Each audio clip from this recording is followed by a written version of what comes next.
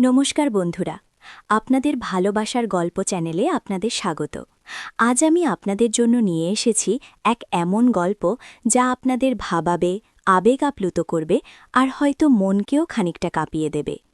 এই গল্পটি একজন নাম প্রকাশে অনিচ্ছুক ফলোয়ার আমাকে পাঠিয়েছেন। তিনি চান তার পরিচয় গোপন রেখে এই গভীর ভালোবাসার কথা সবার মাঝে ছড়িয়ে দিতে। আর হ্যাঁ, গল্পের কোনো এক ফাঁকে আমি আমার ব্যক্তিগত আইএমও নাম্বারটি দেব, তাই নাম্বারটি পেতে হলে পুরো গল্পটি মনোযোগ দিয়ে শুনতে হবে। আমাদের গল্পে আজ আমরা প্রবেশ করব এক সাধারণ বাঙালি পরিবারের অন্দরে, যেখানে সবটাই বাইরে থেকে দেখলে বড়ই শান্ত, স্নিগ্ধ, কিন্তু মনের গভীরে চাপা পড়ে থাকা কত ঝড়, কত অব্যক্ত আকাঙ্ক্ষা তা কে জানে। এই গল্পের কেন্দ্রবিন্দুতে আছেন আমাদের পরিচিত মুখ রমা। রমার বিয়ে হয়েছে বছর 10 হল। স্বামী অরিন্দম এক নামকরা স্কুলের শিক্ষক, শান্ত, সৌম্য, জ্ঞান পিপাসু মানুষ। কিন্তু এই শান্ত চেহারার আড়ালেও যে কতখানি একাকিত্ব, কতখানি অপূর্ণতা লুকিয়ে থাকে তা হয়তো রমা নিজেও জানত না। অরিন্দমের বাবা অর্থাৎ রমার শ্বশুর মশাই ছিলেন এক বিদগ্ধ পণ্ডিত। তার বাড়িতে দীর্ঘকাল ধরে গৃহশিক্ষক হিসেবে আসতেন একজন। সেই শিক্ষক অরিন্দমের ছোটবেলার। রমা যখন এই বাড়িতে আসে তখন সেই শিক্ষক আর আসতেন না, কিন্তু তার বাবার সাথে তার পুরনো পরিচয় ছিল। অরিন্দমের বাবা অর্থাৎ রমার শ্বশুর মশাই তার জীবনের শেষ দিনগুলোতে বাড়িতেই থাকতেন এবং তার অনেক কাজ দেখাশোনা করার জন্য একজন ড্রাইভার নিযুক্ত ছিলেন। এই ড্রাইভারের নাম ছিল রতন। রতন ছিল এই বাড়ির সাথে প্রায় এক প্রকার জড়িয়ে যাওয়া এক মুখ, কিন্তু সে ছিল নিছকই একজন সাধারণ ড্রাইভার, যার পরিচয় এই বাড়ির চৌহদ্দির মধ্যেই সীমাবদ্ধ। অরিন্দমের বাবা মারা যাওয়ার পর রতন অরিন্দমের পরিবারের ড্রাইভার হিসেবেই কাজ চালিয়ে যাচ্ছিল। এই রতনের প্রতি রমার প্রথম দৃষ্টি আকর্ষণ কেন জানি না নিজের কাছেই এক রহস্য ছিল। প্রথম রমা রতনকে নিছকই একজন কর্মচারী হিসেবে দেখত, কিন্তু সময়ের সাথে সাথে কিছু ঘটনা, কিছু মুহূর্ত রমার মনে এক অন্য রকম অনুভূতি জাগাতে শুরু করে। অরিন্দম তার জ্ঞান চর্চা আর পড়ানোর কাজে এতটাই ডুবে থাকত যে বাড়ির ছোটখাটো ব্যাপারে তার তেমন নজর থাকত না। রমা একা হাতেই সব সামলাত, আর এই সব সামলাতে গিয়েই রতনকে বারবার তার প্রয়োজন হতো। কোনো জিনিস কেনা, বাজার করা, এমনকি কোনো ডাক্তার দেখানো, সব কিছুর জন্যই রতনকে ডাকতে হতো। রতন আসত, শান্তভাবে নিজের কাজ করত আর চলে যেত, কিন্তু তার চোখে মুখে, তার আচরণে রমা যেন এক অন্য কিছু দেখতে পেত, এক গভীর শ্রদ্ধা, এক নীরব উপস্থিতি। সেদিন ছিল শ্রাবণ মাসের এক ভেজা দুপুর। ঝমঝম করে বৃষ্টি পড়ছিল। অরিন্দম তার নতুন এক পাণ্ডুলিপি নিয়ে ব্যস্ত। রমা ঘরে বসে বই পড়ছিল, কিন্তু মনটা কেমন যেন অস্থির। হঠাৎ তার তেষ্টা পেল।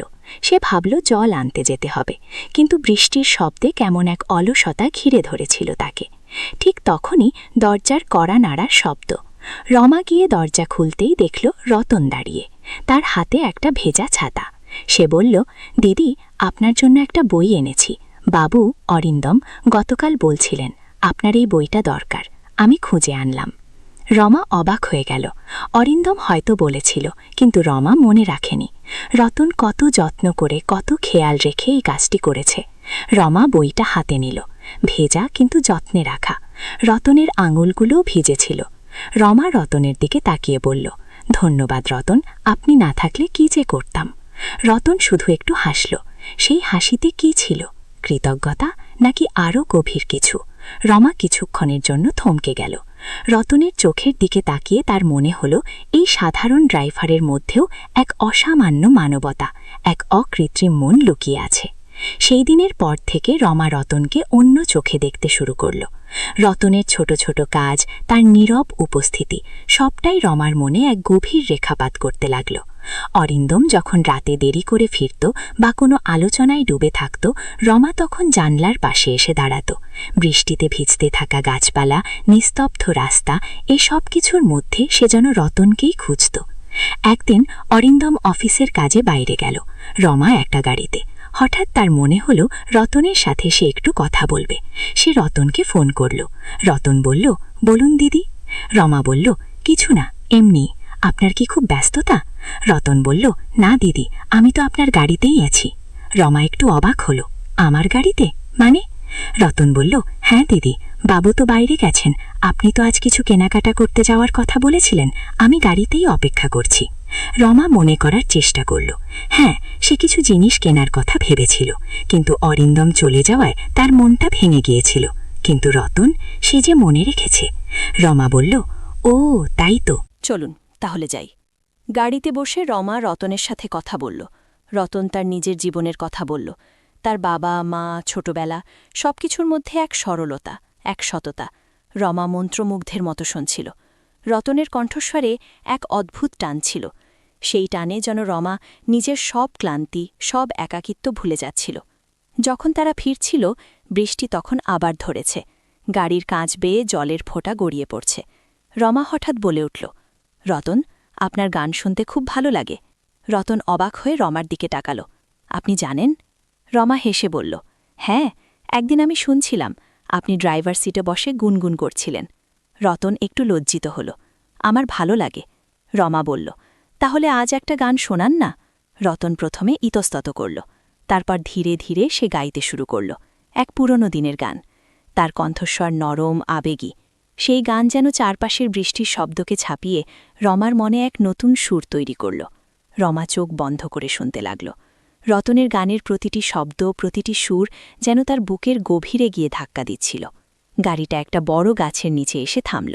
বৃষ্টি আরও বেড়েছে। রতন গান থামিয়ে বলল, দিদি, আজ থাক। রমা চোখ খুলল। তার বুকের ভেতরটা ধুকপুক করছে। রতন তার দিকে তাকিয়ে আছে। সেই দৃষ্টিতে এক গভীর জিজ্ঞাসা, এক অব্যক্ত কথা। রমা তার মুখের দিকে তাকিয়ে রইল।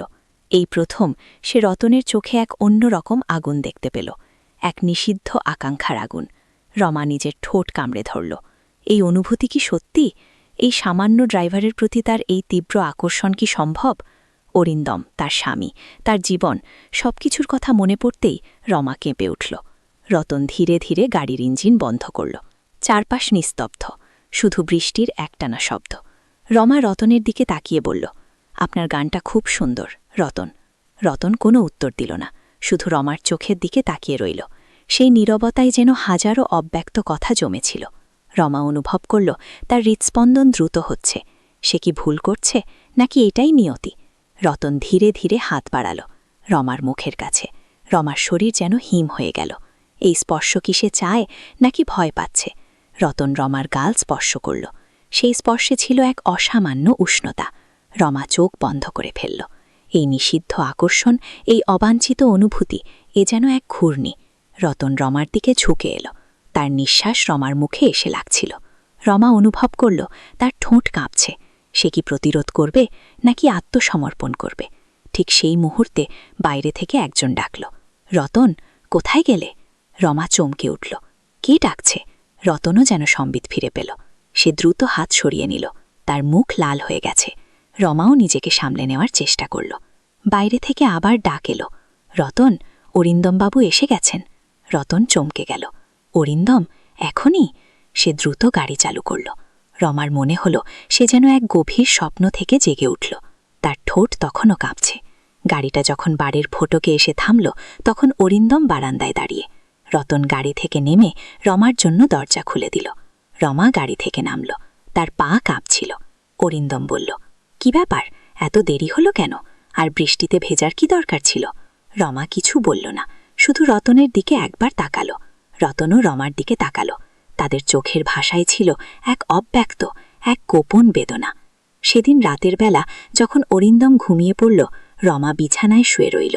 তার মনটা তখনও তোলপাড় করছে। রতনের স্পর্শ, তার গান, তার নীরব উপস্থিতি, সবকিছুর এক তীব্র আবেশ তাকে ঘিরে ধরেছিল। সে কি পারবে এই অনুভূতিকে দমন করতে, নাকি এই নিষিদ্ধ প্রেম তাকে আরও গভীর এক অতল গহ্বরে টেনে নিয়ে যাবে? পরদিন সকালে রমা যখন রান্নাঘরে কাজ করছিল, রতন তার জন্য চা নিয়ে এলো। রতন যখন চায়ের কাপটা এগিয়ে দিল, তাদের আঙুল একে অপরকে স্পর্শ করল। রমা কেঁপে উঠল। রতন দ্রুত হাত সরিয়ে নিল। সেই স্পর্শে ছিল এক অসামান্য উষ্ণতা, যা রমার সারা শরীরে ছড়িয়ে পড়ল। রমা রতনের দিকে তাকিয়ে বলল, ধন্যবাদ রতন। রতন শুধু একটু হাসল।